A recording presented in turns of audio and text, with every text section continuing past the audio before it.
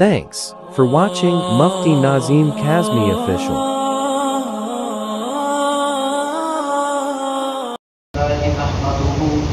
ونستعينه ونستغفره ونؤمن به ونتوكل عليه ونعوذ بالله من شرور أنفسنا ومن سيئات أعمالنا من يهده الله فلا مضل له ومن يضلله فلا هادي له ونشهد أن سيدنا ومولانا محمدا عبده ورسوله أما بعد فأعوذ بالله من الشيطان الرجيم بسم الله الرحمن الرحيم ويرفع الله الذين آمنوا منكم والذين أوتوا العلم درجات والله بما تعملون خبير.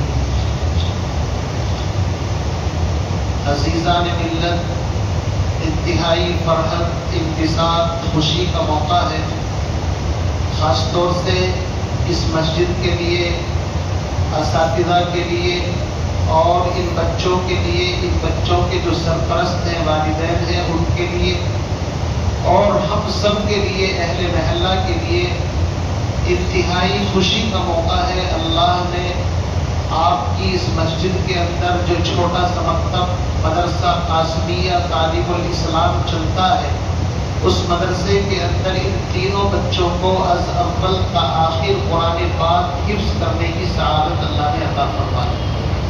قرآن پاک کا ناظرہ پڑھنا بھی بہت بڑی سعادت کی بات ہے، اور اگر قرآن کسی کے سینے میں بائی ہارٹ آ جائے تو پھر تو اتنی بڑی سعادت ہے کہ میں اور آپ اس کا اندازہ نہیں لگا سکتے۔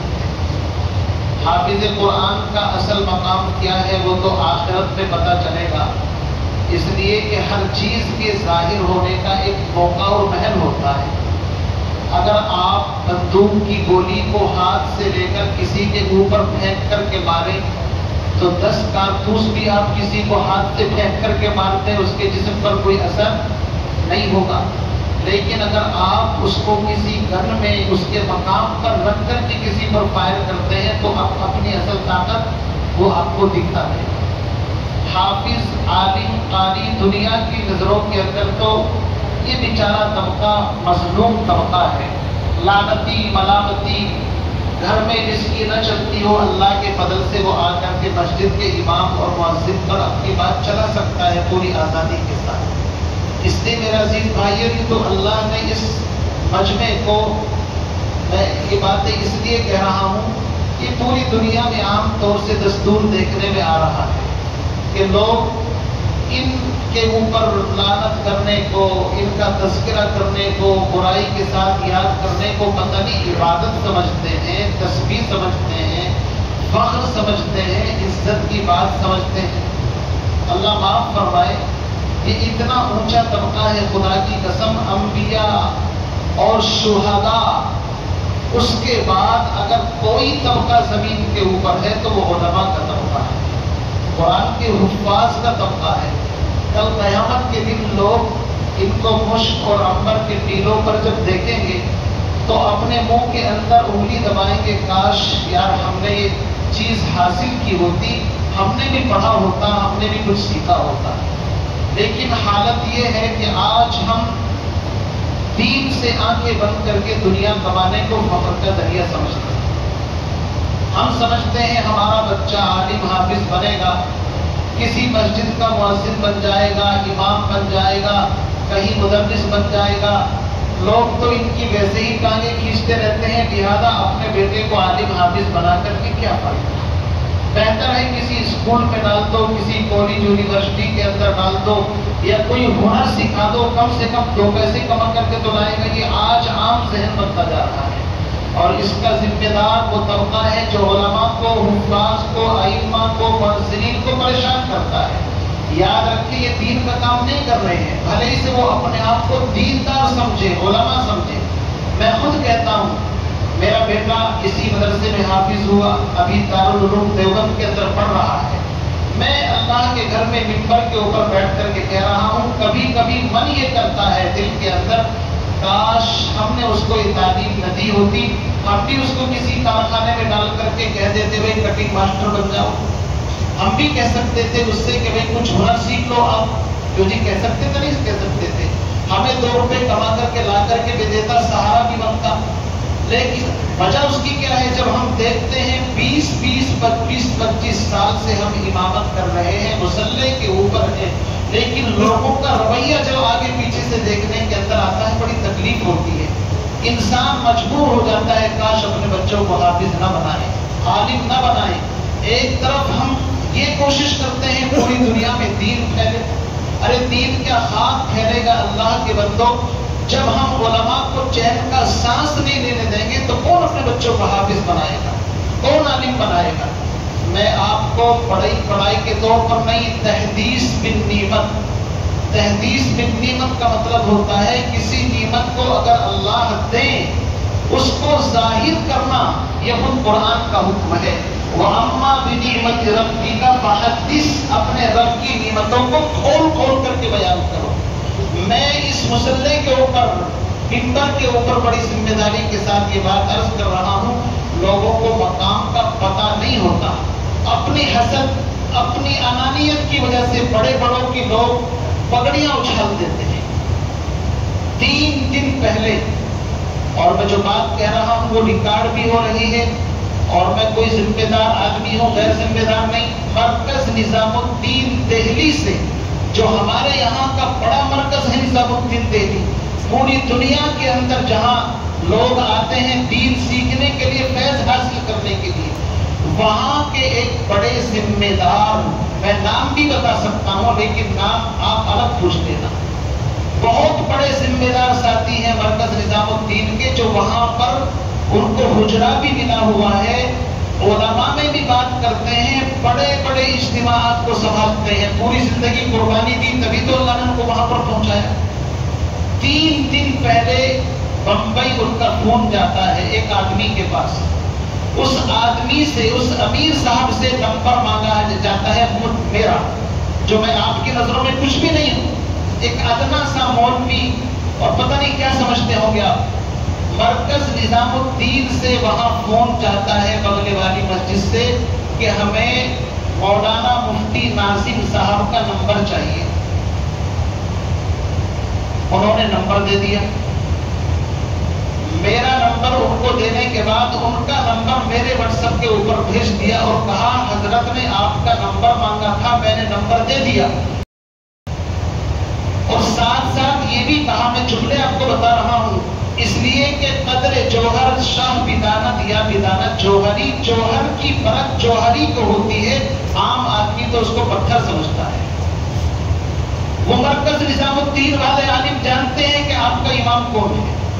ان کے الفاظ یہ تھے، میں اپنی طرف سے کچھ نہیں بڑھا رہا ہوں، کہا اگر میں بیمار نہ ہوتا، میرے میں چلنے کی طاقت ہوتی تو میں خود سفر کر کے ان کی مسجد میں ان سے جا کر کے ملاقات کرتا۔ میرے بارے میں کہہ رہے ہیں، میں کچھ بھی نہیں۔ جب مجھے پتا چلا، خدا کی قسم میری آنکھوں سے آنسو نکل گئے۔ یا اللہ، علماء کی قدر تو علماء جانتے، عوام کو کیا پتا؟ عوام تو کل انعام ہے، انہیں ان کے مقام کا پتہ نہیں ہے۔ ابو جہل کو نبی کے مقام کا پتہ نہیں تھا، اسی لیے گالیاں دیتا تھا، لیکن ابو بکر صدیق کو مقام کا پتہ تھا، مرتبے کا پتہ تھا۔ پھر اس کے بعد رات کے 10:30 بجے ان کا فون میرے پاس آیا، 2 منٹ بات کی اور کہا کہ میں جمعے کی نماز کے بعد آپ سے بات کروں گا۔ جمعے کی نماز پڑھ کر کے مجھے یاد بھی نہیں رہا، لیکن اس صاحب نسبت، اس اللہ والے کا مرکز نظام الدین سے ٹھیک جمعے کے بعد میں لیٹنے کی تیاری کر رہا تھا، فون آیا، 2-3 منٹ بات کی، اور بات انہوں نے پتا ہے کیا کی؟ بات یہ کی، ہمارے شہر بمبئی کے اندر ایک بہت بڑی مسجد، مرکزی مسجد ہے، بمبئی کے اندر 4 مرکز ہیں تبلیغ کے، ایک چونا بٹی اور ایک گھاٹ کوپر اور ایک کھار مسجد اور ایک کرلا پائپ لائن، چونکہ میں وہاں رہا ہوں تو میں جانتا ہوں۔ ان 4 مرکزوں میں سے ایک بڑے مرکز کے اندر آپ کی امامت کے لیے جگہ انتظار کر رہی ہے۔ میرے پاس فون آیا، میں آپ کو اس لیے بتا رہا ہوں۔ میں نے کہا حضرت معذرت کے ساتھ میں اپنے علاقے کے اندر اپنے مقتدیوں کے اندر خوش ہوں، کوئی بات نہیں، میں یہاں پر پڑھاتا بھی ہوں، ٹوٹی پھوٹی تعلیم بھی دیتا ہوں۔ ان کا کہنا یہ تھا ہمیں اس عالم کی ضرورت ہے جس کا سال بھی لگا ہوا ہو، دعوت و تبلیغ آپ ماشاءاللہ جڑے ہوئے بھی ہیں۔ سب سے بڑی بات اوپر کھل کر کے بات رکھتے ہیں. لا یخافون لومۃ لائم. اس زمانے کے اندر چمچوں کی کمی نہیں ہے. بڑے بڑے چمچے اور چمچیاں آپ کو مل جائیں گی جو بڑے بڑے لوگوں کے چاروں طرف گھومتے ہیں، لیکن ہم وہ خاک نشی ہیں جو کسی کی جا کر کے دہلیز کے اوپر سجدہ نہیں کرتے. ہم وہ ہیں کہ اپنی روکی سوکھی کھا کر کے مست کلندر ہیں، اپنے مسلح کے اوپر، اپنے بچوں کے اندر، اپنے کمرے کے اندر رہنے والے. ہم کسی کو جا کر کے سلامی اور جو جی حضوری نہیں کرتے. ان کے الفاظ یہ تھے. میں نے ان سے کہا حضرت اللہ آپ کو جزائے خیر دے، آپ نے اتنی مشقت کی، ہم انشاءاللہ آپ کو کوئی بہتر عالم دینے کی کوشش کریں گے. کہنے کا مقصد یہ ہے اس کارگزاری کو سنانے کا کہ مرکز نظام الدین والے علماء جو ہم کو جانتے ہیں وہ ہماری قدر کر رہے ہیں، ان سے کوئی گلا نہیں، اور جو جانتا نہیں وہ ٹانگ کھینچنے کے لیے بھی تیار ہے. تو ہم نے تو اندازہ لگا لیا دنیا جب سے بنی ہے دونوں طرح کے طبقے کے لوگ رہیں گے. جن کو فیض اٹھانا ہے وہ اٹھاتے ہیں، اور جن کو بد دعائیں دینی ہوتی ہے وہ بد دعا بھی دیتے ہیں. میرے بھائیوں، یہ آج ہم نے 3 حافظ آپ کو بنا کر کے دیے ہیں. ایمانداری کے ساتھ بتاؤ کل قیامت کے دن آپ کیا جواب دیں گے اگر یہ کسی مسلح پر درسگاہ میں جا کر کے پڑھانے لگے اور پھر آپ ان کے اوپر ظلم و ستم کے پہاڑ توڑ دیں، ان کے خلاف بدزبانی کریں، ان کو چاروں طرف سے دبا لیں، تو یہ سوچے کہ کاش ہم نے دین نہ سیکھا ہوتا. اس لیے یاد رکھو اس کے سب سے بڑے مجرم اور ذمہ دار ہم ہیں. ہم سمجھتے نہیں ان باتوں کو. میرے عزیز بھائیوں، بزرگوں قدر کرو، علماء کی، حفاظ کی. خدا کی قسم ان کا ادب کرنے پر اللہ آپ کو وہ عطا فرمائے گا جو آپ نے سوچا نہیں ہو. امام شافعی نہیں، امام احمد ابن حنبل رحمۃ اللہ علیہ سفر کر رہے ہیں، ایک شاگرد بھی ساتھ ہے. نماز کا وقت آیا تو نہر کے کنارے وضو کرنے کے لیے بیٹھ گئے. شاگرد اتفاق سے اوپر کی طرف تھا اور استاذ نیچے کی طرف. شاگرد نے دیکھا میں وضو کا پانی نیچے گرتا ہے تو وہ بہ کر کے استاذ کے پاس جا رہا ہے. تو وہ شاگرد وہاں سے اٹھا اور اپنے استاذ کے دوسری طرف جا کر کے بیٹھ گیا کہ بھئی یہ مناسب نہیں ہے. کہتے ہیں کہ اسی سفر میں اس شاگرد کا انتقال ہو گیا. کسی نے خواب میں دیکھا جنت کے باغیچوں میں ٹہل رہا ہے. پوچھا بھئی اللہ نے آپ کو جنت کے یہ بالا خانے کس وجہ سے عطا فرما دیے؟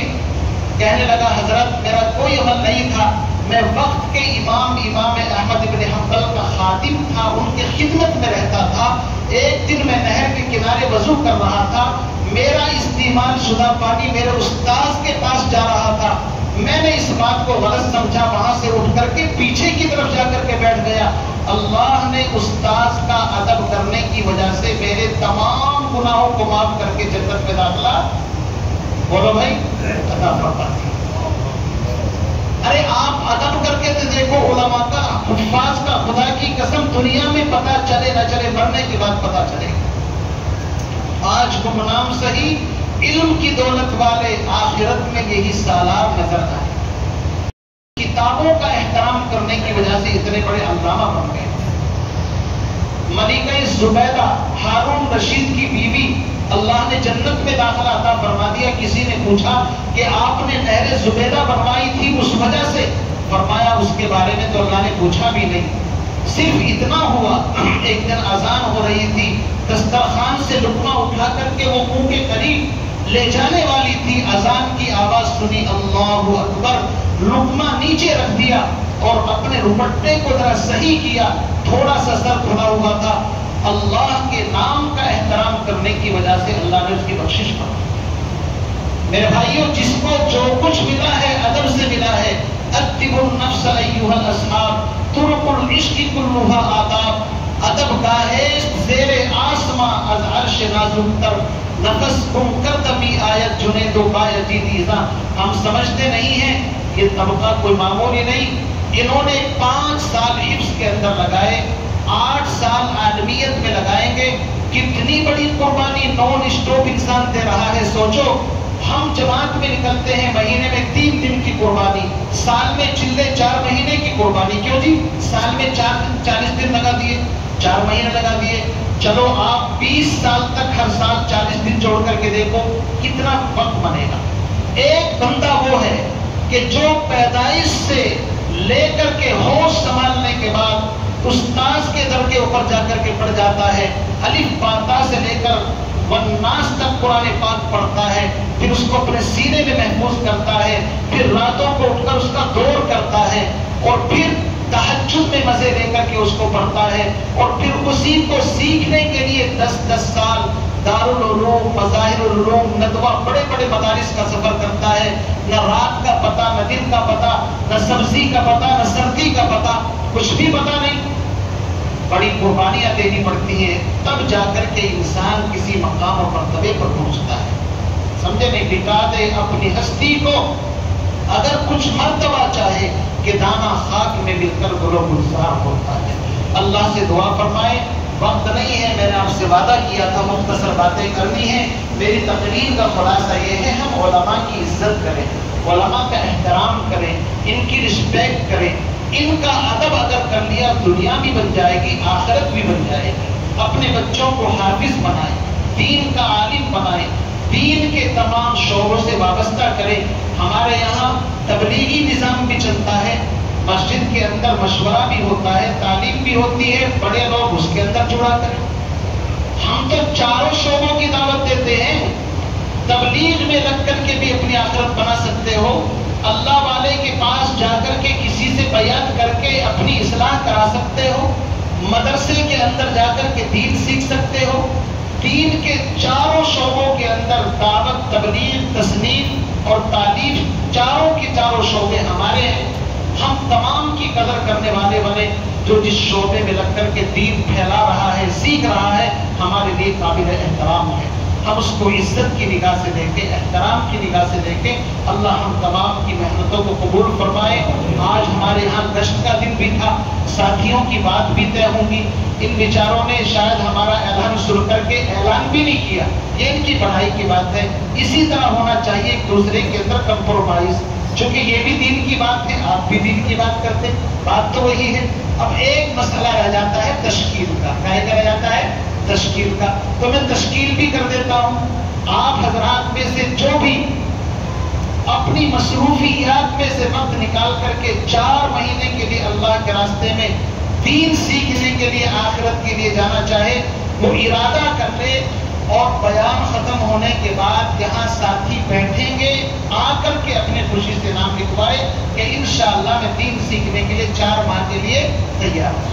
یہ تشکیل دے کو حاجی جی نے ہاتھ اٹھایا، 4 مہینے کے لیے تیار ہیں، ادھر سے امیر صاحب تیار ہیں، اور بھائی ہاتھ تو اٹھا کے بتائی تو ماشاءاللہ بہت بڑا مجمع ہے ماشاءاللہ، دیکھو جو 4 مہینے کے لیے تیار ہے، اللہ قبول فرمائے۔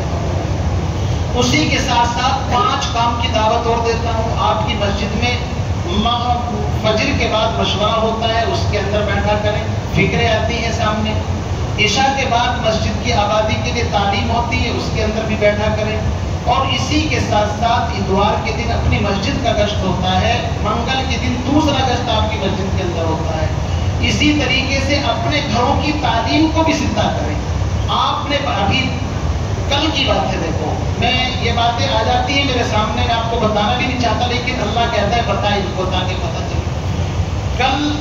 کل کی بات ہے، سیرم پور گلی نمبر 30، میں پورے ایڈریس کے ساتھ آپ کو بتاتا ہوں۔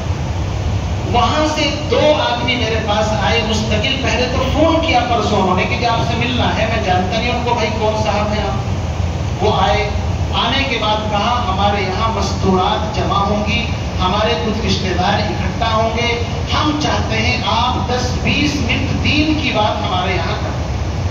میں نے کہا آپ کا علاقہ تو بڑے بڑے ائمہ وہاں پر موجود ہیں، وہاں مسجد محمدی بھی ہے قریب میں، ایک حذیفہ مسجد ہے، اسی کے درمیان کا واقعہ ہے۔ میں نے کہا وہاں سے بلا لے، کہا کہ جی ہم نے آپ کا بیان سنا ہے، ہم جمعے میں آپ کا بیان سننے کے لیے یہاں آتے ہیں آپ کی مسجد کے اندر۔ ایسے 20 افراد ہیں جو صرف جمعہ پڑھنے کے لیے آپ کی مسجد کے اندر دوسرے محلوں سے آتے ہیں۔ ابھی پچھلے ہفتے ایک امیر صاحب ملے بسم اللہ مسجد کے، شریف بھائی نام ہے غالباً، کہتے ہیں میں جمعہ آپ کے پیچھے پڑھتا ہوں، کیوں بھائی؟ آپ کی بات روڈ بائی روڈ اسپشٹ سمجھ میں آتی ہے۔ میں نے کہا بھائی اللہ کے اس نعمت کے اوپر جتنا شکر ادا کرے کم ہے، کچھ ایسے بھی ہوں گے جن کو ہمارا بیان چبھتا ہوگا، بہت غلط بھی لگتا ہوگا، سب طرح کے لوگ ہوتے ہیں۔ میرے عزیز بزرگوں بھائیوں، کل 4 بجے میں نے چھٹی کی، وہ اپنی ایکٹیوا گاڑی لے کر کے آیا، مجھے لے کر کے گیا، پہلے ناشتہ بھی کرایا بیچارے نے، میں نے بہت معذرت کی، ناشتے کے بعد آدھا گھنٹہ میں نے بیان کیا، دعا کرائی، مستورات بھی تھی وہاں پر، ان کے رشتہ دار بھی جمع تھے، اور نماز سے پہلے آ کر کے ابو صاحب کو عصر کی نماز بھی پڑھائی۔ اب یہ باتیں آپ کے سامنے آئیں گی تو پتہ چلے گا امام صاحب کچھ کر بھی رہتے، سوچیں گے یار یہ تو سوتے ہی رہتے ہیں، پتہ نہیں کیا کرتے رہتے ہیں۔ بدگمانی بہت پھیلتی ہے ہمارے معاشرے کے اندر، اللہ معاف فرمائے۔ میرے بھائیوں، ان چیزوں کو سمجھا کریں، عالم کا سونا بھی خدا کی قسم عام آدمی کے جاگنے سے افضل ہوتا ہے۔ اللہ تعالیٰ یہ باتیں ہمارے دل و دماغ میں اتار دے۔ وآخر دعوانا الحمدللہ رب العالمین۔ ان بچوں کی دستار ہوگی اور اس کے بعد بس دعا کرا دیتے ہوئے آ جاؤ کھڑے۔